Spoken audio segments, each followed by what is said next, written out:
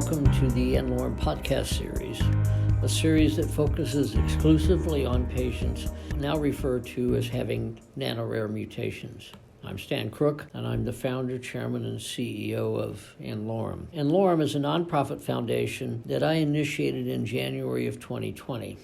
Our mission at n-Lorem is to take advantage of the technology we created at Ionis Pharmaceuticals, Antisense technology, or ASO technology, to discover, develop, and provide experimental ASO treatments to nanorare patients, and to do that for free for life. Okay, now we move on to diseases of the lung. And there are just a slew of diseases of the lung.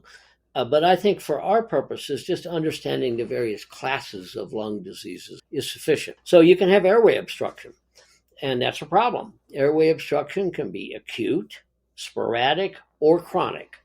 That is, it can happen just every now and then, or it can be chronic. Simplest kind of obstruction is when food goes down the wrong way. Really what's happening there is something is getting caught in the trachea that blocks passage of air. This is obviously an emergency, and the obstruction must be expelled immediately. You've heard of the Valsalva technique. That's just squeezing the chest hard enough to cause the food particle to pop out of your mouth. And if it doesn't work, you're in trouble. Now, sporadic airway obstruction is typically allergic. That can be either seasonal allergies or asthma. Irrespective of the stimulus, the cause is transient bronchospasms that narrow airways and produce the wheezing and difficult breathing that we think of associated with hay fever, along with a lot of mucus or asthma. These kinds of problems can be chronic, and so that you end up having difficulty breathing all the time because of both bronchospasm and mucus secretion. Any toxic or allergenic interaction with chemoreceptors in the upper airway typically will cause parasympathetic activation that can result in increases in secretion and then can block the narrowed air passages, making asthma or seasonal allergies even worse. Chronic obstruction of airways is almost always associated with smoking. Cigarette smoke is full of toxic chemicals, some of which stimulate the parasympathetic system to cause a big increase in mucus production. That's called bronchitis. Eventually, mucus production overwhelms the lungs and ability to clear the airway, and so the airway is blocked. Occasionally, alveoli can collapse due to an increase in surface tension or a weakness of the cells lining the alveoli. This is called atelectasis, and it creates an imbalance between air and blood flow, which in turn causes real pain and difficulty in breathing. And if it's not corrected, bad things happen to you.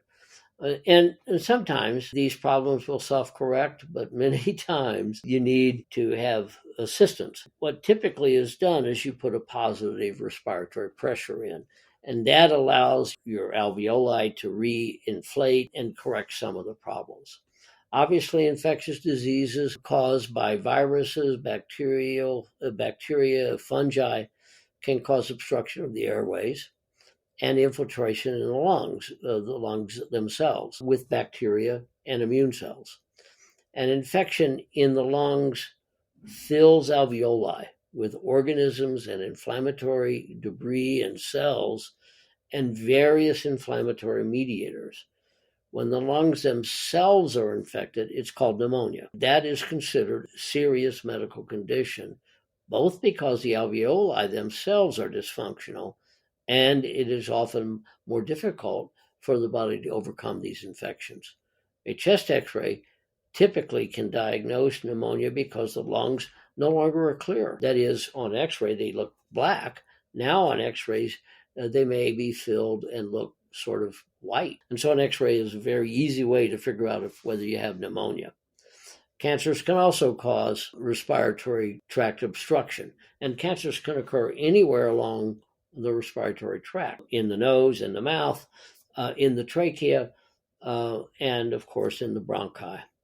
Lung cancer is a cancer that rises actually in the lungs themselves and is most often associated with smoking, but non-smokers can get lung cancer as well. As lung cancer grows, it fills more and more of the alveoli, making breathing progressively more difficult. And of course, the cancer can metastasize and spread to other organs, like the brain.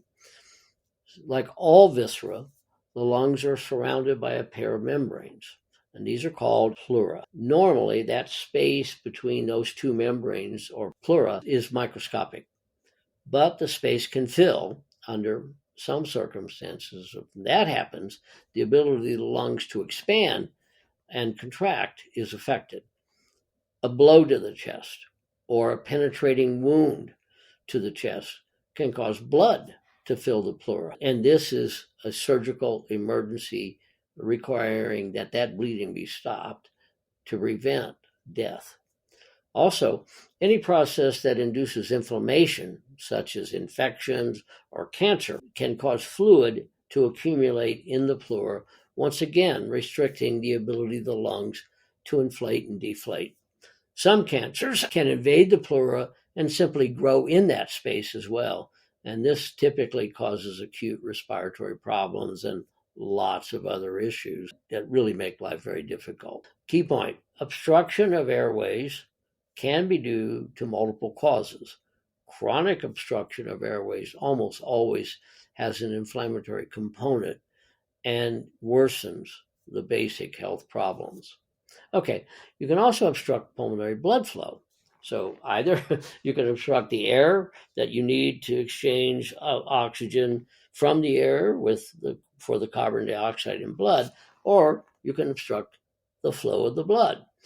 And so, just as air must flow through airways, blood must flow through the pulmonary circulation to support normal exchange of carbon dioxide and oxygen. As I mentioned earlier, each alveolus has its own capillary. Blood must flow through these capillaries if normal gas exchanges take place.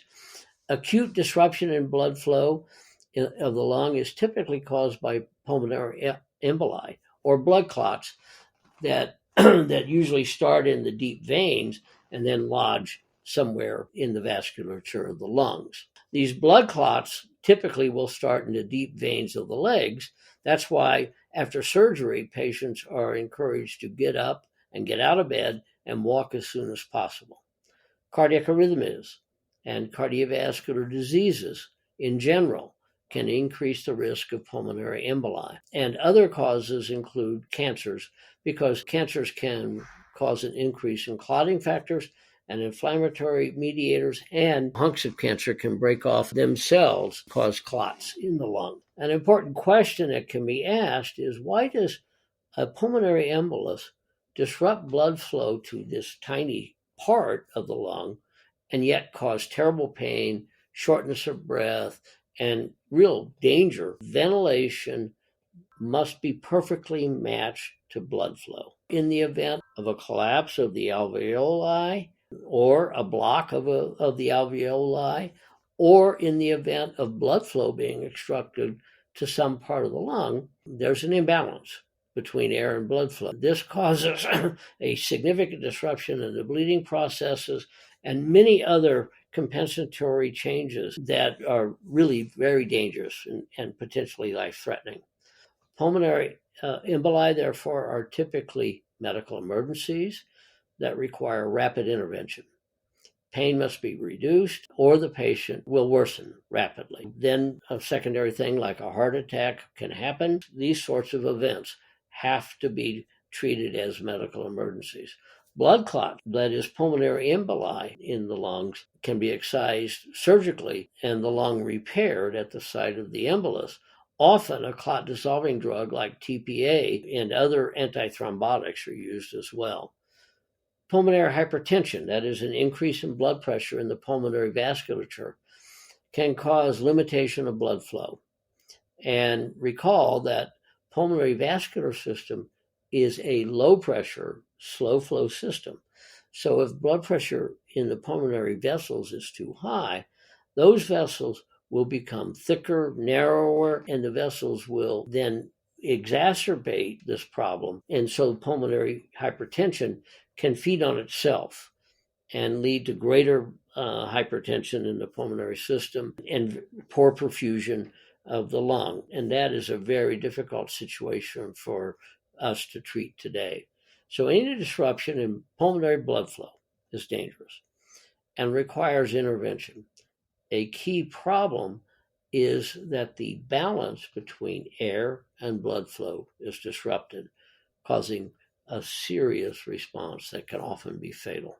You can also have a failure in gas exchange. Gas exchange depends on the passage of carbon dioxide and oxygen through these tiny little membranes on the capillary and the alveoli side of this process.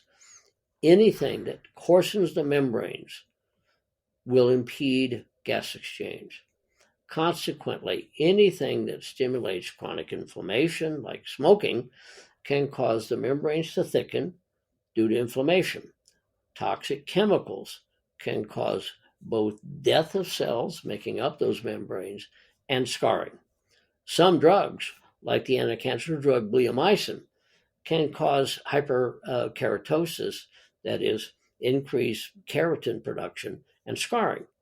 Again, making it very difficult for a gas exchange to take place.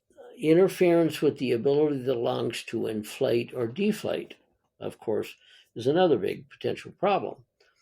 The lungs and the muscles of the chest must be flexible and expand and contract with each breath. Or said another way, they have to be compliant. That is, the lungs and the muscles and the bones and the connecting tissue have to be able to be flexible and compliant.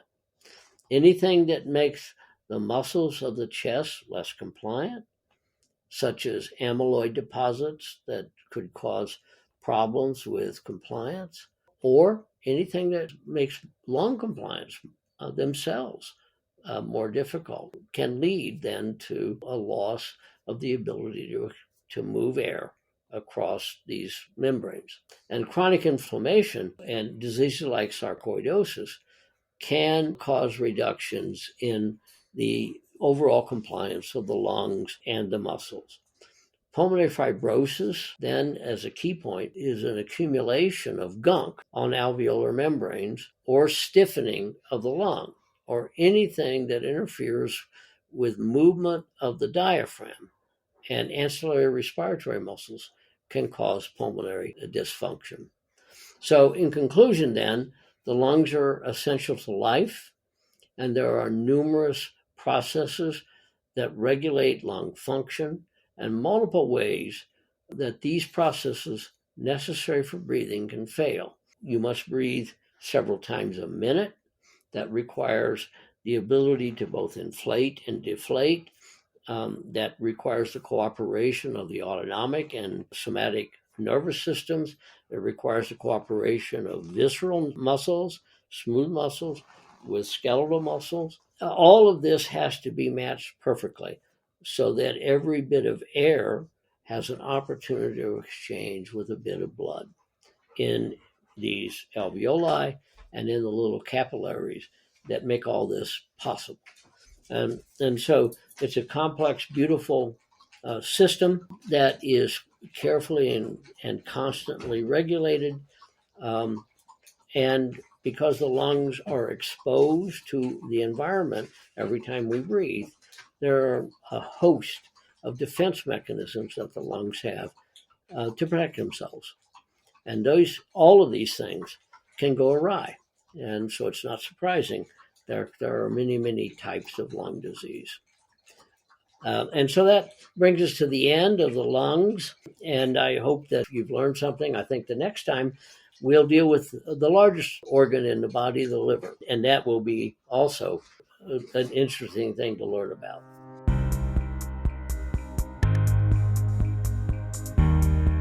n-Lorem is a nonprofit committed to discovering and providing personalized experimental treatments for free for life to patients with genetic diseases that affect 1 to 30 patients worldwide. referred to by n-Lorem as nano-rare.